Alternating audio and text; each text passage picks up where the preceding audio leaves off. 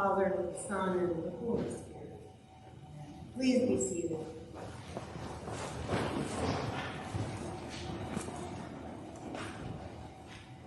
You know, it is odd today that our lectionary would place the idea of the end of the world at the beginning of our church year, at the beginning of our season of Advent.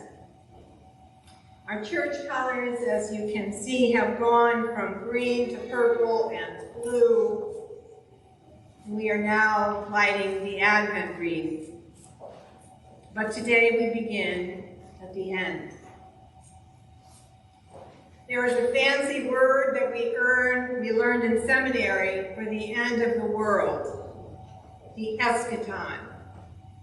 And the study of the end of times is called eschatology. Say that 3 times. Sometimes one of my seminary classmates would insert one of those eschatology words into a class discussion and looked around to see who understood what they were talking about. But I was happy that I could pronounce the word eschaton properly. I had a lower bar. Our gospel passage today should be distinguished from ideas of the rapture. The word rapture doesn't appear in the New Testament. The notion of a rapture originally comes from a 19th century renegade Anglican priest named John Nelson Darby. He claimed that a great tribulation will occur when all will be judged. God will remove his elect by means of a rapture, and the wicked will be destroyed in the final battle of Armageddon. And later, much later, Darby's theory was popularized in the 1970s and 80s by the work of the late, great planet Earth. You may recall that, some of you. This described end-time prophecies in the Bible with then current events in an attempt to predict future scenarios resulting in the rapture of believers. The author, Hal Lindsey, claimed that these climatic events would occur during the 80s. Well, they didn't, and Mr. Lindsey is now in his 90s. There are still plenty of people, though, who believe that God will come and pluck his chosen from their everyday lives, leaving cars and, heaven forbid, buses and planes unattended. Factories with no one to remove the widgets from the conveyor belt. And surgeons in the middle of an operation, gone, poof. And all those believers would be happy to tell me how this will happen and who will go. And I don't believe this.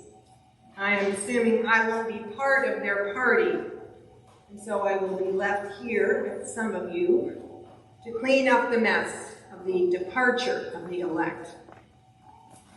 The early first century Christians, however, did believe in Jesus' imminent return.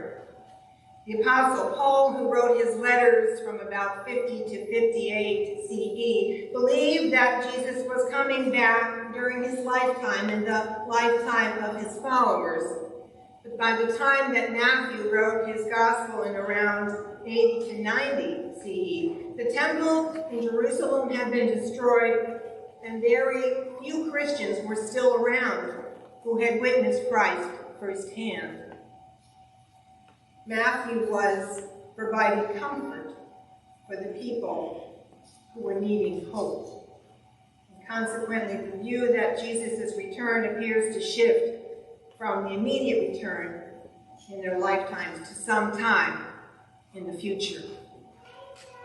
We believe that Jesus will return in some way.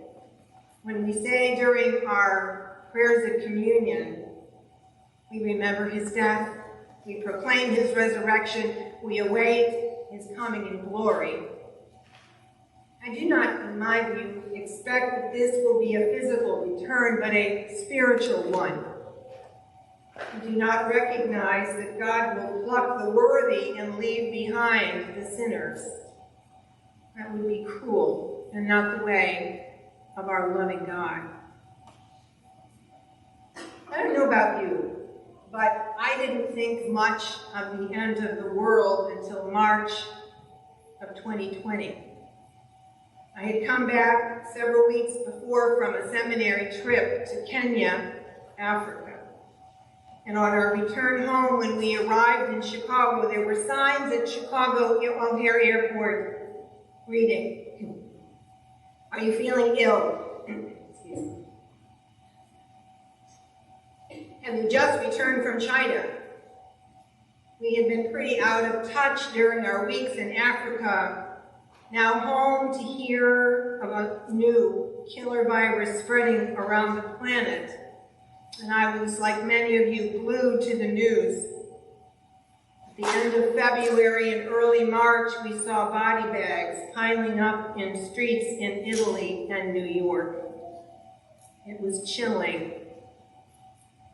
And many of us were sent home from our jobs mid-March. I packed up my date book, my work computer, office supplies in a cardboard box, and set up a workstation in a small room upstairs in our little house in South City. I was still a practicing lawyer then. The first Monday of quarantine began, and I stepped out of my house, mask on, over my face, to go for my morning walk. If you will remember, the neighborhoods were totally still. No cars, no people walking. Complete silence. It seemed like the end of times. But it was, of course, not. Very many people became ill, many died, and now, nearly 3 years later, we are still not out of this COVID-19 nightmare. And many of us just got sick recently, including me. And laying in my bed in the middle of the workday 2 weeks ago, I remembered those early days, the fear that the virus inspired. I remembered then that 2.5, almost 3 years ago, thinking, would this be the end of time? We have learned a great deal from this virus. We have learned that many functions of our lives can be performed virtually. We can order groceries from Instacart, and food will be delivered to our doors. We can get the help of a psychologist or counselor online. Indeed, for some time we worshiped virtually. We did not figure out how to offer the Eucharist virtually. It seems that absolutely that must be done in person. But we learned that our church is our community and not our buildings. We learned, too, that there is a preciousness to life that we sometimes overlook.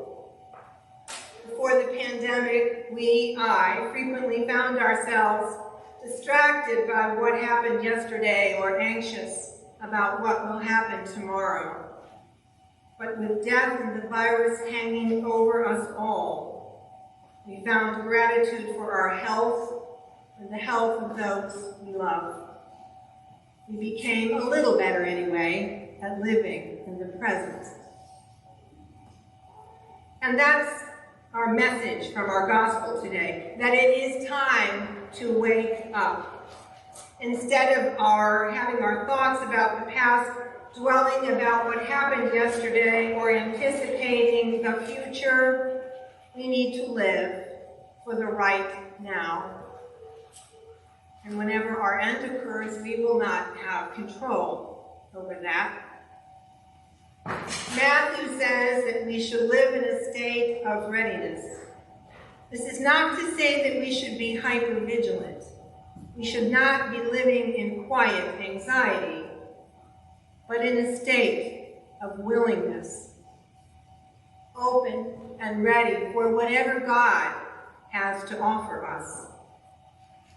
And I know this is a really big ask. We are busy people with 1,000 things on our minds, but I think Matthew is onto something here about living in our present. I remember some years ago hearing a guy who gave a powerful talk in a 12-step meeting. He said that when he had his weekly conversation with his wise old 12-step sponsor, the sponsor began by asking him, "Where are you?" The man would answer, "Here." The sponsor would then ask, "What time is it?" And the man would answer, "Now." Here and now. Those were the right answers. We are here, and it is now. If we want to be present to God, we have to be present to the here and now. We have to live our lives as though this moment is the one that counts. No postponing making that phone call to an old friend. No putting off saying, "I love you." And God cannot penetrate our thick skulls if we are weighed down by the past or anxious about our future. But maybe when we are really present, God will fill our hearts with tiny particles of love that we can experience and we can spread around. And the truth is, however you interpret the eschaton, Christ comes again and again and again. When a baby is born unwell and recovers, when an alcoholic finds sobriety, and 1,000 other everyday miracles. Jesus is about to come, to be born from a virgin into this very troubled world again. Because as you know, in God's world, time is not linear. I invite you to ask yourself, when your mind wanders to the strain of the past or fear of the future or whatever happens to be clogging your brain on any given day, that you take the path of the guy in the 12-step meeting and ask yourself, where are you? Here. What time is it? Now. And see what happens in this, the Advent season, the season of waiting.